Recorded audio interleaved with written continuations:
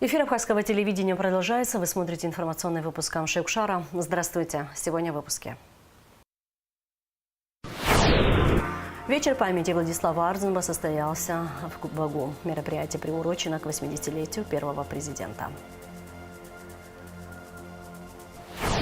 Почему возник вопрос о переносе места женевских дискуссий, как это могло бы отразиться на переговорах? Мнение эксперта.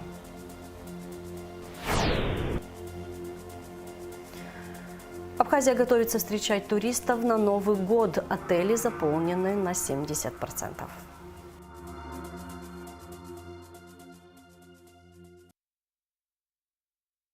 Отца и дочь, собиравшихся воевать на стороне Украины, задержали в Сочи. Операцию ФСБ проводила совместно с СГБ Абхазии.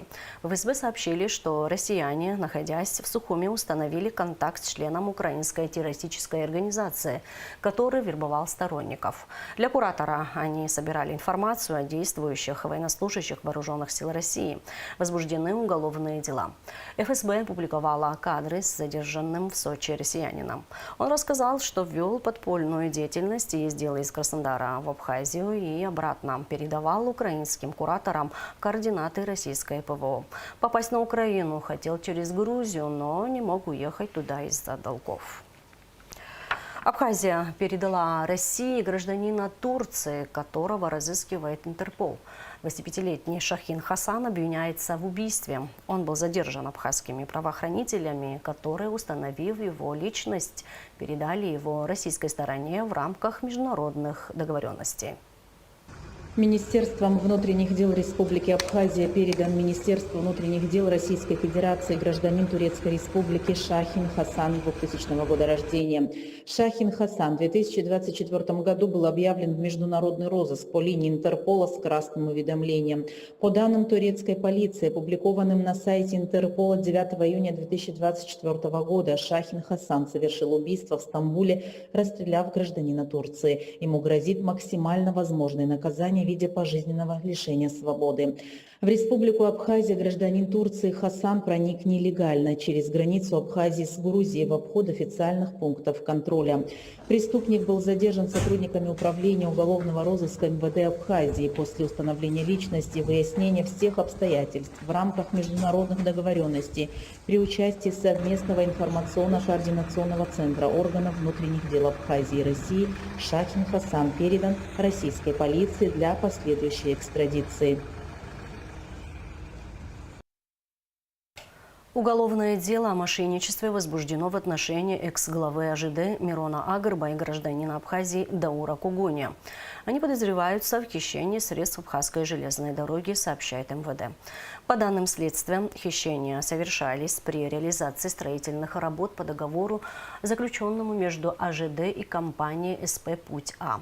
Агырба и Кугуния вносили в документы данные об исполнении работ, не соответствующие действительности. На стадии возбуждения уголовного дела сумма по сметам составила 12,7 миллиона рублей. Из них по решению арбитражного суда, вынесенному до того, как был установлен факт мошенничества, АЖД перевела 3,8 миллиона. Вечер памяти, посвященный 80-летию со дня рождения первого президента Владислава Ардзинба, прошел в Абхазском государственном университете. Мероприятие посетили премьер-министр Владимир Дылба, спикер Народного собрания Лаша Ашуба, представители общественности. Репортаж Налыч Хинджери. Появление Владислава Ардзинба в жизни всего абхазского народа стало отправной точкой новейшей истории Абхазии. Ему удалось совершить то, что было не под силу многим другим политикам. Более старшее поколение это знает. Как Владислав вошел в политику. Значит, в 1986 году он защитил докторскую диссертацию. Работал в Институте востоковедения. Прекрасные перспективы и так далее. Но здесь возникла идея, чтобы его пригласить директором Абхазского института. Все было сделано правильно. И он стал директором. И мы с Владиславом очень часто встречались, значит, обсуждали очень много вопросов и так далее. Так он вошел в политику. И как он себя вел, какими доводами, аргументами противостоял.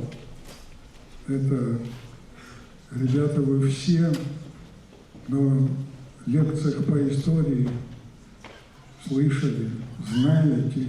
Вечер памяти был организован силами студентов и профессорско-преподавательского состава. Молодое поколение читали стихи про первого президента. На экранах показывали архивные кадры Ардзинба. Также были исполнены военные песни.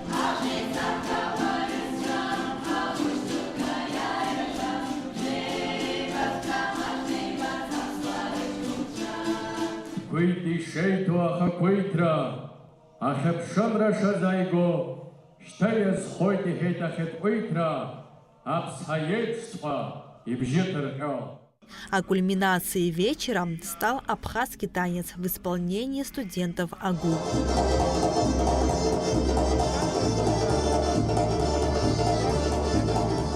Сегодняшним мероприятием мы завершаем цикл мероприятий, которые мы проводили за истекающий год. Это и всевозможные встречи памяти Владислава, это научные конференции на разных факультетах нашего университета, различные встречи, как я говорила, экспедиции научные по следам исследований Владислава. Наша задача развивать в них то чувство патриотизма, которое ощущается и на нашем сегодняшнем мероприятии особенно. Поэтому мы им дали возможность выразить малую часть их способностей сегодня. Среди почетных гостей мероприятия супруга первого президента Светлана Джиргения. Мне очень хочется, чтобы нынешние и следующие поколения не забывали о тех страшных временах войны и сделали бы все для того, чтобы не посрамить имена тех, кто положил жизнь за нашу свободу, за наше будущее. Я в последнее время вижу, что молодые люди, это нынешнее поколение, оно новое, оно хочет бороться за свои идеалы и готово сделать все для того, чтобы была достигнута главная цель. Государство – наш дом. И это, пожалуй, самое важное. Я надеюсь, что все так и будет продолжаться. В рамках вечера собравшимся показали документальный фильм, созданный историком Джамбулом Инджикия. Также в фойе университета была организована фотовыставка. На ней были представлены фотографии, сделанные в разные периоды жизни Ардзинба. Налач Хинджерия, Рамо Камкия, Абхазское телевидение. Тема переноса женевских дискуссий по безопасности и стабильности в Закавказье на другую площадку обсуждается все чаще. Почему вообще возник данный вопрос и как это могло бы отразиться на переговорах, мы обсудили с кандидатом политических наук Артуром Атаевым. Статус Швейцарии, Женевы, как нейтрального государства после начала СВО был заметно подорван. Очевидным образом становится ясно, что Женева и Швейцария в целом вовлечены в мировые процессы, которые характеризуются какими показателями? Первое – русофобия, во-вторых – антироссийская санкционная политическая и экономическая деятельность, а третье – это, собственно, то, что женевский формат, он перестает восприниматься просто вот и дипломатами, и общественными структурами, и не только в Евразии, ну, допустим, на Ближнем Востоке и в Китае. Китай уже не воспринимает Женеву как нейтральную сторону. Индия не воспринимает Женеву как нейтральную сторону. Россия тем более не воспринимает. Даже Турция не воспринимает Женеву. Если уровни дискуссий зависели от таких политиков, как Меркель, Олланд, еще раньше Миттеран, Жак Ширак, то сейчас политика, ну, она жестко агрессивная. В этих условиях вполне естественно, это закономерный процесс, что нужно искать новое место.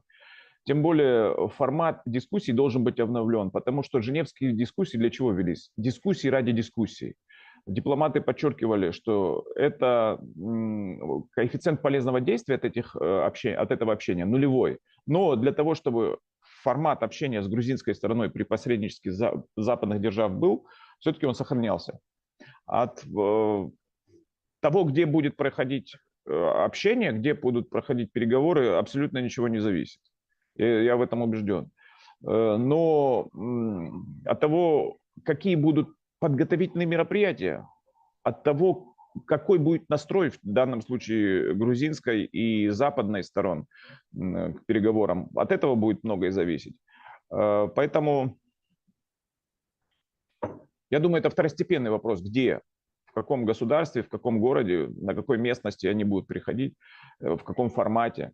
Если будет желание, они могут пройти на грузино-абхазской границе, там, или в Галском районе, или в каком-то там Бачамчире. Ничего страшного. Были прецеденты, когда они проходили и на абхазской, и на грузинской стороне и давали результат. А сейчас это тот формат международной дипломатии, который лицемерно устарел уже. Я думаю, и для грузинской стороны, и для абхазской, и для юго-остинской, я думаю, вопрос решен. В Женеву нужны визы, шенген-визы. Сейчас для абхазских, юго-остинских, российских политиков это проблема. Поэтому это естественно. Грузины это тоже понимают. Я думаю, это консенсус очевиден, явный этот консенсус. 220 солнечных дней в году, чистое море и живописные пейзажи. Абхазия – одно из самых популярных направлений отдыха в 2025 году. Туристический сезон подошел к концу, однако впереди новогодние праздники, и страна души в очередной раз с теплом примет своих гостей. Бронирование в местах размещения продолжается. Репортаж Гугуцы, Иордания. До Нового года осталось меньше 2 недель, и где его встречать, как не в стране души? Так, например, подумали гости из Подмосковья и приехали в Абхазию. Сегодня они с семьей заселяются в одну из столичных гостиниц. Приезжаем, откровенно говоря, как к себе домой. Уже 5-й раз. Ну, в Интерсухум попали 1-й раз, откровенно говоря. Спасибо вам за гостеприимство. Мне нравится вообще Абхазия. Это прямо, ну, как моя родная Мордовия. Я родом из Мордовии. Вот. И ваши люди гостеприимны, приветливые. И такие гостеприимные, радушные. Традиционно Новый год в Абхазии встречают тысячи туристов из разных стран, а местные жители и представители туротрасли стараются сделать отдых интересным и комфортным. Сейчас отели и гостиницы готовятся к приему гостей. Идет активное бронирование. Например, в гостинице «Интерсухум» бронь заполнена на 70%. Касаемо новогоднего периода, около 70% брони уже есть. Но хочу отметить, что эта ситуация, она нестабильна, меняется. Есть групповые заезды, которые, например, отменились, но мы ожидаем, что в дальнейшем будут какие-то изменения и какое-то количество номеров мы добавим. Касаемо новогодних мероприятий, в нашем банкетном зале проводится ежегодно новогодний банкет, в котором участвует большое количество людей, от 200 и больше. Но пока количество не могу сказать, какое будет, потому что могу отметить, что количество на банкет пока очень маленькое, но мы надеемся на то, что это все как бы увеличится. Очень интересная новогодняя программа. Это танцоры, абхазские танцы, абхазские песни, Дед Мороз и Снегурочка, то есть разные развлекательные программы для детей. Количество детей в новогодний период у нас также не маленькое. Отель «Леон» так же, как и другие, готовится к приему туристов. Сегодня объект размещения заполнен на 50%. В преддверии праздника здесь ожидают больше гостей. Бронирование у нас идет хорошо. В новогоднюю ночь весь отель будет полный. По процентным соотношениям в новогоднюю ночь будет 100%. Сейчас у нас где-то процентов 50-60 примерно по заселяемости на данный момент, на сегодняшний день. У нас 36 номеров в общем. Сейчас занято номеров 11-12 примерно. Бронирование номеров в преддверии новогодних праздников на объектах размещения продолжается. А еще гостей столицы ждет немало сюрпризов. Например, фестиваль «Мандарин», специально для которого будет создан самый большой цитрусовый торт диаметром 50 метров. Гугуцы, Иордания, Алексея Гухова, Абхазское телевидение. Желание одной из подопечных Экераза исполнено. Юная мечтательница из Абхазии познакомилась с работой таможенных органов. Государственный таможенный комитет ежегодно участвует в акции, организованной благотворительной общественной организацией. У 9-летней жительницы села Дзукта на Алыкюкискире большие мечты. 2 года назад она написала письмо с просьбой познакомиться с работой морского порта и попробовать себя в роли таможенника, надев их форму. Благодаря своей настойчивости и поддержке взрослых ее мечта сбылась. В этом году Нала снова обратилась с письмом, на этот раз пожелав узнать, как работает аэропорт Сухума. Она также выразила желание получить таможенный шеврон и фуражку. Ее просьба не осталась незамеченной. Руководство ГТК исполнило и это желание. В аэропорту Нали показали зоны прилета и вылета, процедуры оформления и регистрации. Нала поблагодарила всех за исполнение ее желания. Новый мост начали строить в Дранде. Сейчас идет демонтаж старой конструкции. Затем строители начнут устанавливать, заливать и армировать опоры, сообщает администрация Гулрыбского района. По словам начальника ЖКХ Тимура Начкеби, работы финансируются из госбюджета. Планируется, что мост достроят после новогодних праздников. Благодаря руководству страны и района начались работы по установке моста в селе Дранда. Как мы видим, сейчас идет работа по демонтажу моста. В скором времени будут установлены опоры в начале берега, в конце берега, посередине берега. В последующем опоры будут заливаться, будет все армироваться. И после этого будет укладка уже готовых конструкций моста, которые, как вы видите, уже привезли, установили. Работа происходит за счет финансирования государственного бюджета. Это была необходимость для того, чтобы дети, которые проживают в селе Цкыбын и в других селах, могли спокойно ездить в детские сады, в школы, чтобы люди, жители, граждане могли спокойно приезжать по своим делам. Работы завершатся при благоприятных условиях. После новогодних праздников уже люди спокойно смогут передвигаться по этому мосту. В Сухуми продолжается реконструкция набережной. Работы ведутся при поддержке регионов, партнеров из Российской Федерации. Цель реконструкции – развитие городской среды, повышение туристической привлекательности столицы и создание современного комфортного пространства для отдыха жителей и гостей города. Работы планируют завершить до начала курортного сезона. Жители части Сухума и Сухумского района останутся без света 18 декабря, сообщает Минэнерго. С 10 до 14 часов будут проводиться плановые ремонтные работы на подстанции Сухум-2. Отключение в том числе затронет Новый район, микрорайон Маяк, некоторые села Сухумского района. А сейчас расскажем о погоде в ближайшие сутки. По сообщению синоптиков, в четверг, 18 декабря, в Абхазии ожидается переменная облачность без осадков. Температура воздуха ночью 0 плюс 5, днем плюс 7-12 градусов. Температура морской воды плюс 14.